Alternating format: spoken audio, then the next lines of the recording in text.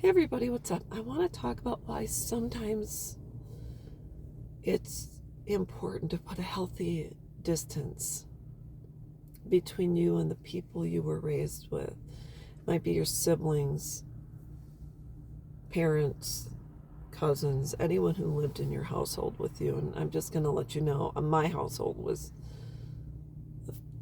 disconnected and a bit chaotic. And I was raised to be fed by drama and chaos. And just talking about, my dad was an alcoholic. He was disconnected. He didn't even talk to us kids, really. I mean, I would call him a glorified babysitter at that. And even then, he didn't really keep an eye on us. And then my mom, on the other hand, was the type to look out the windows and gossip about people. And it's, so, and then she raised us where if she had a problem with my sister, she would say, "Oh, Lori, I need you to talk to your sister about XYZ." And in fact, I told my husband about this the other day. There was a situation. My parents got divorced, and then my mom kind of did her own thing, and she'd come back with adult problems to a 16-year-old girl and say, "I did XYZ, what should I do?" And I try to give her advice. And then she informed me, I don't know where I was living at the time. Oh, I think I was at home maybe.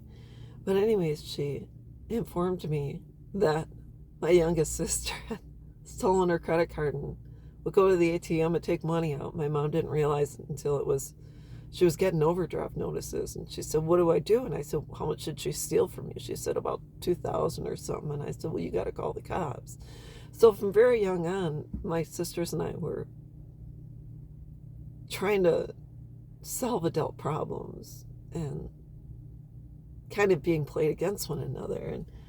And it's just the way it was. That's how we were raised. I'm sure our family isn't the only one whose parents said, "Hey, can you talk to your brother? Can you talk to your sister? You are your sister's keeper. Take care of so-and-so and this and that." And so that's how we were raised. That was our normal. That was it.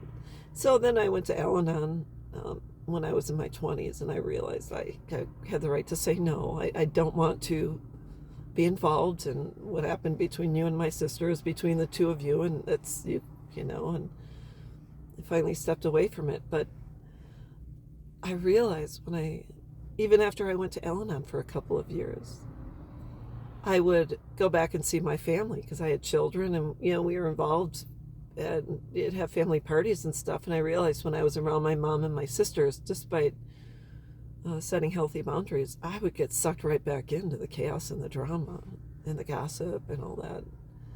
Why? Because that's how we were all wired. It's the invisible wire that connects us. And really, honestly, it sometimes feeds you. You sometimes feel like you come back to life and you relive your childhood and you just go back there.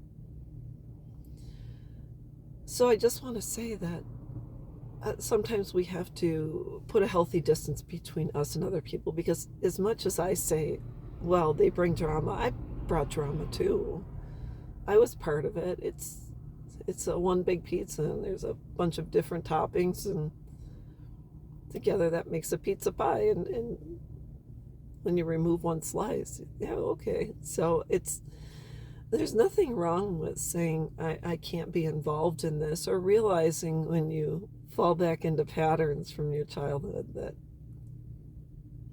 you really have to recognize, oh, I'm slipping back, backsliding, so to speak. So anyways, that's all I wanted to talk about is think about it. Think about how you were raised, and when you're apart from your siblings for a while, your life might be a little bit less chaotic. And when you step back into that role, all of a sudden you realize, okay, now I recognize it. And some people feed off of it, and some people can't get away from it. And that's why some people never leave home. So anyways, that's all I've got, and I will be back.